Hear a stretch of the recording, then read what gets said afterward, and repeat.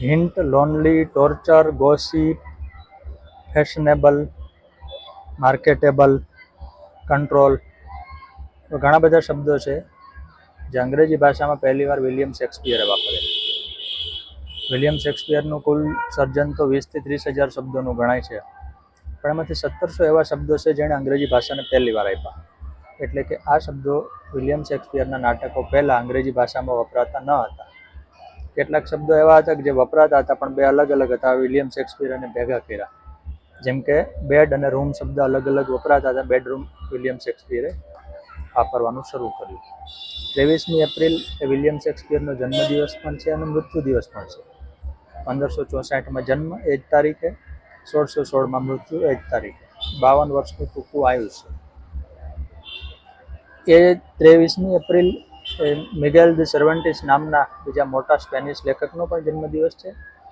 વધુ એકાદ બે લેખકનો પણ જન્મદિવસ કે મૃત્યુ દિવસ છે. એટલા માટે યુનેસ્કો દ્વારા 23મી April world book and copyright day તરીકે ઉજવાય છે. એ દિવસે આપણે વાત કરવી છે વિલિયમ શેક્સપિયરની, કે જેના પ્રભાવમાંથી આપણે કોઈ બહાર નથી. આપણને અંગ્રેજી ભાષામાં રસ ન હોય, આપણને નાટકમાં રસ ન હોય, તો પણ આપણે શેક્સપિયરની અસરથી એટલા માટે બહાર ન રહી શકીએ કે વિલિયમ શેક્સપિયરના નાટકો પરથી 1140 ફિલ્મો બની છે. ફિલ્મો આપણે ક્યાંક જોયું હોય, એણે આપેલા શબ્દો વાપર્યા હોય, એણે આપેલા રૂઢિપ્રયોગો, જેમ કે to be or not to be, નામમાં શું રાખ્યું છે, જે રોમિયો એન્ડ જુલિયટનો ડાયલોગ છે. આખો ડાયલોગ લાંબો છે પણ એનું એક વાક્ય છે. આવું કેટલું બધું વિલિયમ શેક્સપિયરે આપણને અને અંગ્રેજી ભાષાને આપેલું છે, જે આખી દુનિયા મંબળાવે છે. ઓવન નદીના કાંઠે આવેલા સ્ટેટફોર્ડ ગામમાં વિલિયમ શેક્સપિયરનો જન્મ થયો. ભણવા એની આર્થિક સ્થિતિ એવી નહોતી કે બહુ ઊંચું ભણી શકે, એટલે 12 વર્ષની વયે એણે ભણતરમાંથી ઉઠી જવું પડ્યું. આમ તેમ આડાઅવડા કામો કર્યા. 21 વર્ષની વયે લંડન કમાવા માટે આવી ગયા. નાટકોમાં રસ હતો એટલે એણે કામ શું સ્વીકાર્યું, જે લોકો નાટક જોવા આવે એના ઘોડા સાચવવા. એમ કરતાં કરતાં એને નાટકમાં કોઈ કલાકાર ગેરહાજર હોય ત્યારે નાના મોટા રોલ મળવા માંડ્યા. એમાં સારું કામ કર્યું એટલે નાટકો લખવાનું શરૂ કર્યું. અને વિલિયમ શેક્સપિયરે આગળ જતા તો પોતાના નાટકોમાં પોતે પણ કામ કર્યું. 52 વર્ષના આયુષ્યમાં વિલિયમ શેક્સપિયરે કુલ 39 નાટક લખ્યા, 154 સોનેટ લખ્યા અને 2 લાંબા કાવ્યો લખ્યા. એમાંથી લાંબા કાવ્યો અને સોનેટ આપણે ત્યાં ખાસ જાણીતા ન હોય, સિવાય કે જે લોકો અંગ્રેજીનો અભ્યાસ કરતા હોય, પણ નાટકો તો જાણીતા છે જ. સોનેટ એટલે 14 લીટીનું કાવ્ય. નાટકોમાં પણ 13 કોમેડી છે, 10 ઐતિહાસિક નાટક છે, 11 ટ્રેજેડી એટલે કે કરુણાંત નાટકો છે અને 4 રોમાન્સ છે. આ બધામાંથી ઘણા ખરા નાટકો આપણે જોયા હોય અથવા તો નાટક આધારિત ફિલ્મો જોઈ હોય. મેકબેથ છે, હેમ્લેટ છે, રોમિયો એન્ડ જુલિયટ છે, વગેરે વગેરે. વેનિસનો વેપારી છે, ધ મર્ચન્ટ ઓફ વેનિસ.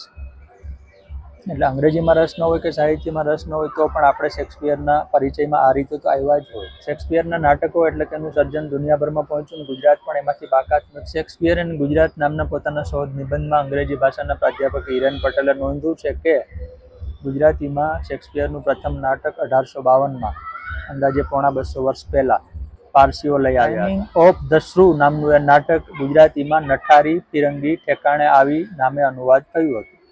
અને શેક્સપિયરના નાટકો તો એટલા બધા પોપ્યુલર થયા હતા કે 1887માં શેક્સપિયર નાટક કંપની પણ સ્થપાણી હતી.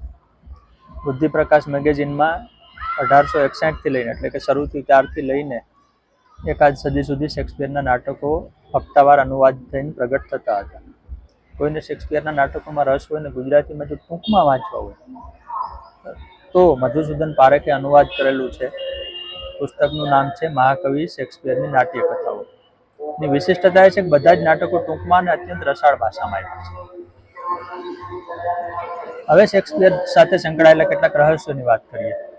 શેક્સપિયર ભણ્યા એ જમાનામાં ગ્રીક અને લેટિન ભાષાનો દબદબો હતો, પણ શેક્સપિયરના નાટકો અંગ્રેજીમાં છે. એટલે પાછળથી એવા સવાલો આવ્યા કે શેક્સપિયરના નાટકો કોણે લખ્યા હશે. અંગ્રેજીના બીજા એક પ્રાધ્યાપક ઈશાન ભાવસાર આ વિશે ઊંડું સંશોધન ધરાવે છે. એટલે એમનું એવું કહેવું છે કે એલિઝાબેથ રાણીથી માંડી અને બીજા કેટલાય, એડવર્ડ ધી વિયર, એવા અનેક નામો આવે છે કે જેણે શેક્સપિયરના નાટકો લખ્યા હોવાનું કહેવાય છે. આવા કુલ 80 જણાના નામ આવે છે કે જેણે શેક્સપિયરના નાટકો લખ્યા હોવાનું મનાય છે. 1585 થી 1592 વચ્ચેનો સમય એવો હતો જ્યારે શેક્સપિયર શું કરતા હતા એનો કોઈ તાળો નથી મળતો. કારણ કે એના પત્રો લખાણો વગેરે છે એ બધું આ ગાળામાંથી મિસિંગ છે. એટલે કોઈ કહે છે કે યુરોપમાં નાટક ભણતા હતા અને કોઈ કહે છે બીજું, પણ શેક્સપિયર સાથે ઘણા રહસ્યો છે. એમાંનું એક આ છે. સ્ટેટફોર્ડ ઓવન અપોન એનું ગામ, એના વતન પ્રત્યે એને બહુ પ્રેમ હતો, એટલે અંતિમ દિવસોમાં ત્યાં જ રહ્યા હતા અને મૃત્યુના આગલા દિવસે એણે મિત્રો સાથે મહેફિલ જમાવી હતી.